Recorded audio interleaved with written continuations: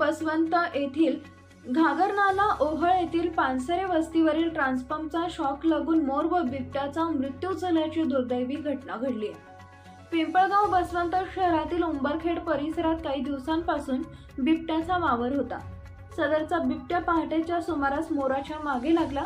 बचावासाठी मोर ट्रान्सफॉर्मरवर जाऊन बसला, मात्र त्यास पकडण्यासाठी बिबट्या ट्रान्सफॉर्मरवर चढला। ट्रान्सफॉर्मरचा बिबट्याच्या शेपटीला धक्का लागून व शॉक लागल्याने बिबट्याचा जागेवरच मृत्यू झालाय, तसेच मोराचा पण यात मृत्यू झालाय। बिबट्याचं वय हे जवळपास 9 वर्ष असून नर जातीचा बिबटा असल्याचं समजतंय। वन विभागाचे अधिकारी यांनी पंचनामा करून मोर व बिबट्या ताब्यात घेतले।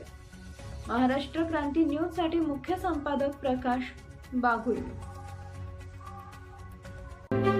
अशाच नवनवीन बातम्या पाहण्यासाठी आमच्या महाराष्ट्र क्रांती न्यूज या YouTube चॅनलला लाईक करा, सबस्क्राईब करा आणि बेल आयकॉनला प्रेस करा।